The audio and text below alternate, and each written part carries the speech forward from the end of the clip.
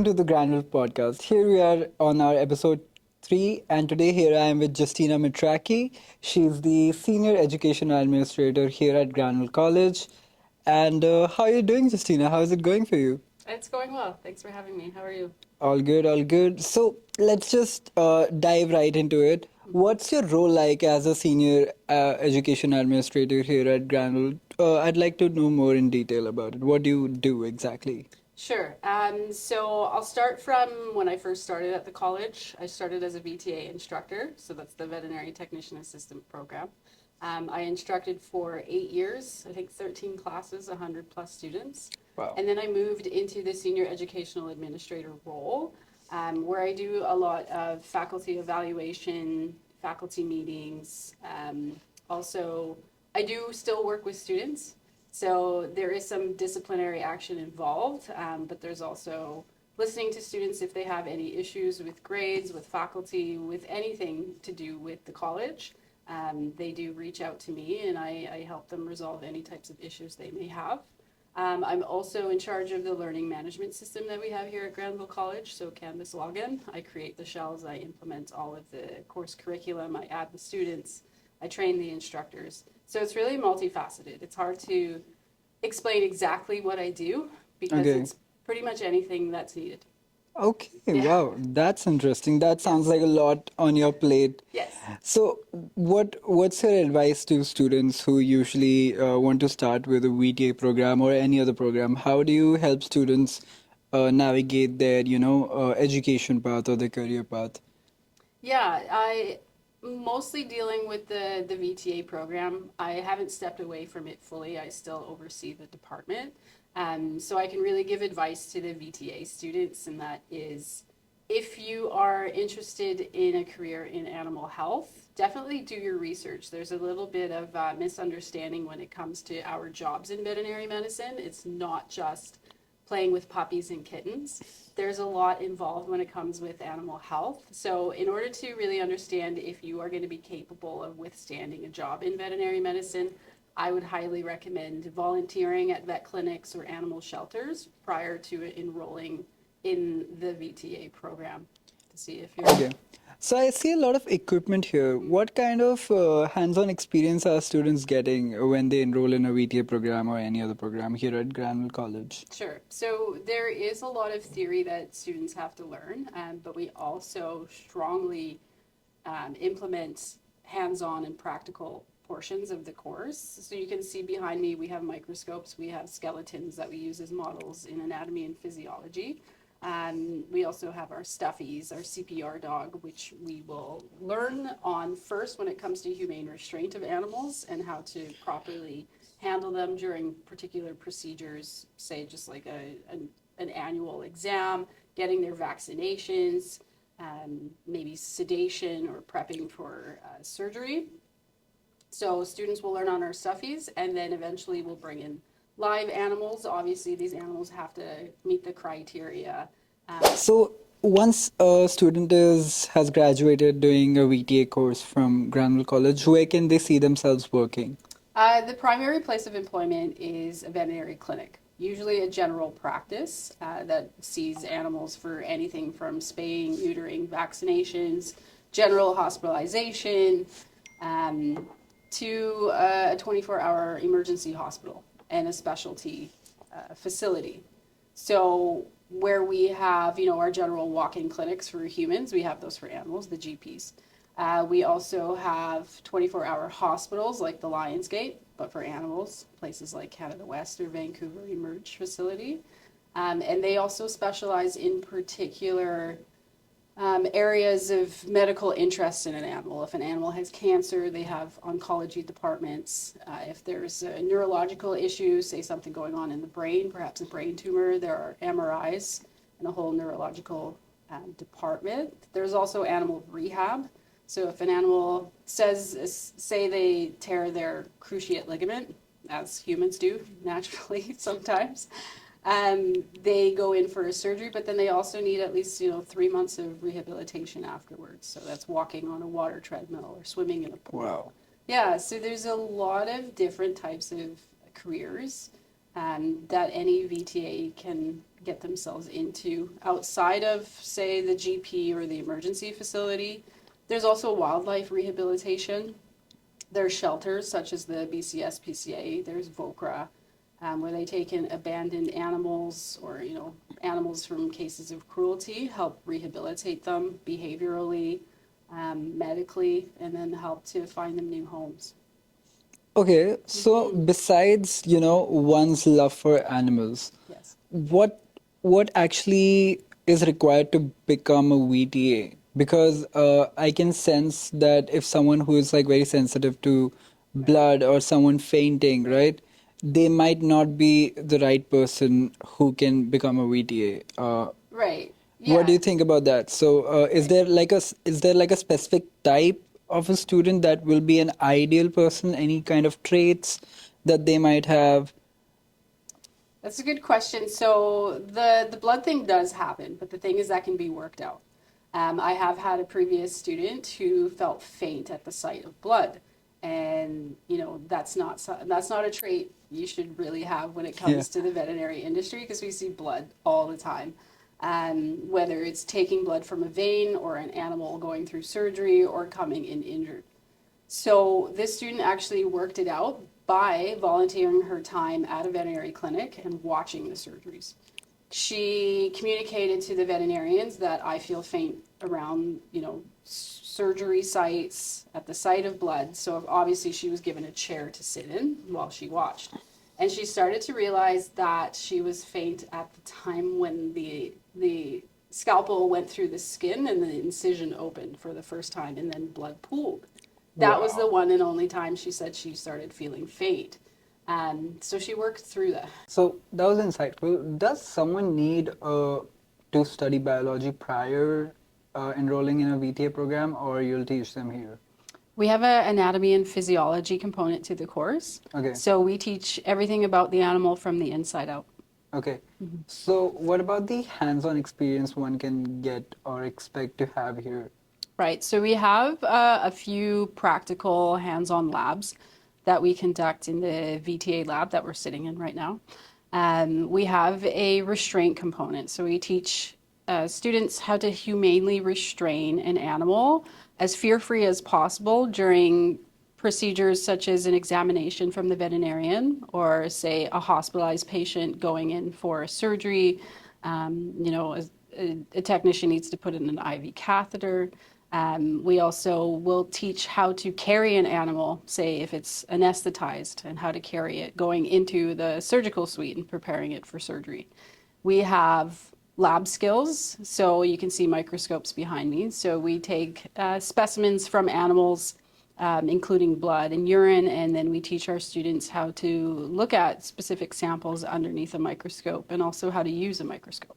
Wow. Have we ever gotten any real animals inside this room? Yes. So we teach off our stuffies and our models first. Yeah. We teach those skills, and then we bring in volunteer animals. So these are usually pets from either faculty or students, and they have to meet certain criteria, like having no behavior issues, having very strong want to be around people, like no fear of humans, Yeah. no fear of other animals. So say we have 2 dogs in here, those dogs need to be able to get along. Okay. They need to be free of any parasites, any contagious disease. Yeah, so they need a clean bill of health and they need good behavior skills. And then we have them come in and then we teach our students how to properly behave around those animals, how to properly handle and hold those animals, how to approach those animals, and how to read the signs of an animal perhaps in a little bit of fear or distress. We never Okay. push these volunteer animals beyond what they want, right? So we give lots of breaks, and then we also end the demonstration if an animal is exhibiting any fear. Okay. Yeah. Wow. So is like you have partnerships with animal shelters or some clinics to help students get employed, or students go through a process of resume building or career building and all those things? Right. We have that resume building. We have career skills. We also have interview skills where Okay. they sit in front of me just like you and I are, and I conduct an interview, and it's basically a role play.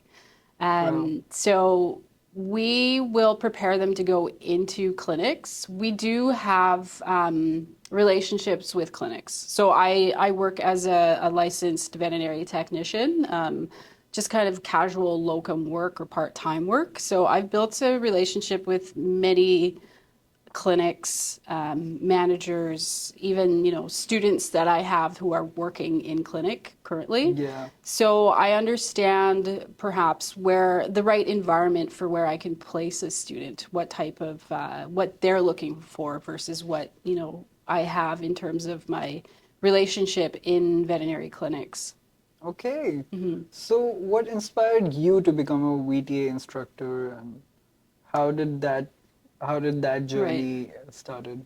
That's an interesting question. So I being an instructor was never on any of my goals or objectives in life. It was a door that just opened for me because I had gotten into the animal health industry. Okay. So stemming back from I think early childhood, I wanted to be a zookeeper. Wow. I always brought in stray cats into my house. Even like I think I had a squirrel in once. I know that's like not appropriate, but obviously, love for animals was around from the very beginning in me. So I decided I wanted to be a zookeeper, and my family was, making comments of you're just going to have to pick up after animals for your Yeah. career, right? And it's funny that they said that, and that almost discouraged me from getting into the veterinary field because essentially cleaning up after an animal is a basic care. So it's Yeah. something that is implemented in the medical field, regardless of who or what you're working Yeah. with. You are cleaning up after, messes that Yeah. happen, right? So, anyways, I worked in zoos in many different types of jobs, whether it's laboring or volunteering. I had a job for 2 years in Alberta at a zoo in horticulture. So I was doing enclosure maintenance. Wow. I was able to, be weed whacking an enclosure with like a snow leopard sitting right next to me in its back cage. Obviously, it couldn't Wow. get to me. Anyways, it was my goal to be a zookeeper, so I finally saw an ad that was looking for a zookeeper at that particular zoo, and it said, requirement is a diploma in animal health technology. And at that time, I had no idea what it was, so I had researched it, and I realized there was two different facilities in Alberta, one in Edmonton, one in Olds, that I could register in and become an animal health technician. So I did that. Wow. The zookeeper job never really worked out. I came close, but it just didn't manifest. Which is, never give up on your dreams because if one door closes, another opens. Yeah, that's true. And I ended up seeing a position advertised for a VTA instructor after I had been working in the industry for a number of years. And it was in Vancouver. And I thought, why not? Let's apply. And I ended up getting the position. At the time, it was only a 6-month contract. It was just covering for another instructor. Yeah. And that was 10 years ago. Wow. I'm still It's here. been a long time. Yeah, and I never knew that I would be good at instructing until I tried it out. Yeah. Yeah. I don't think so. I'll be good at instructing. You never know, you got to try it out. Yeah. Yeah. So, what are some other occupations a student can join after doing a VTA, Sure. besides just joining a clinic or or an animal shelter? Well, obviously there's instructing. Yeah. We look for, if we were to hire a VTA for an instructional position, we would look for several years of experience. There are also opportunities to get into nutrition or pharmaceutical representation. Wow. So in the VTA program, we have representatives from the big animal nutrition companies like Royal Canin, like Hills. We have them come in and present. Okay. And they have a background in either veterinary technology or veterinary assisting. Also pharmaceutical reps from Zoetis, which is an animal pharmaceutical company that manufactures antiparasitics. and Okay. vaccinations for Wow. animals. Yeah, so there's representation, there's instructing, yes, there's clinical work, there's just going back into like general practice and specialty and emergency. Yeah. VTAs can work in specialty departments. So as mentioned, you know, the oncology, the cancer studies, the neurology, the brain studies. They can also go into animal rehabilitation. There are certain facilities here that have pools that are just designed for dogs and Wow. sometimes cats, yeah. Helping with any type of ligament injury, post-surgical, and also weight loss. Oh, wow. Yeah, Animals are also on Ozempic? not yet, no. Thank God.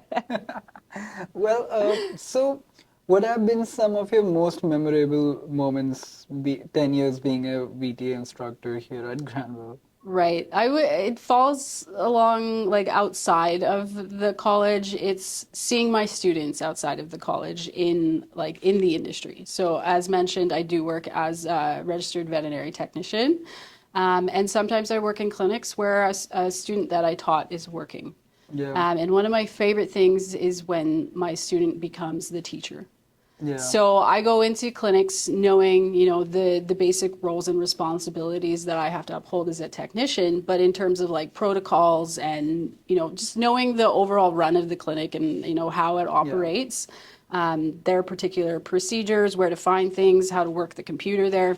Sometimes I have one of my past students teach me all of that and show me around and say, wow. we like to do it this way here. Yeah. So teaching me what I taught them essentially is Yeah, like, I think it's quite an achievement when the roles are reversed or like we come full circle, knowing that they can explain to me everything I explain to them. So they have that full understanding of what they're doing. wow. Hmm. So what, like, just to, shift gears a bit, what's a good movie to watch for a VTA student or someone who loves animals? Oh, geez. I wouldn't say movie, but there are so many reality TV shows Okay. surrounding a veterinary clinic. Oh, wow.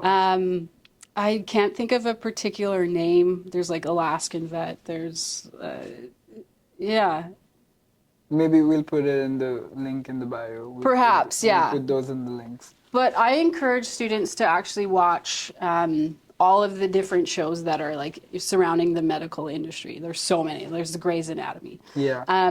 No, they don't focus on animals, but what they do is there's a lot of medical jargon in these shows. So if you're watching the show and you don't understand what they're saying, you know, get me 3 cc's of this, get me like the laparotomy sponge, get me this person needs a thoracotomy or something like that, right? Yeah.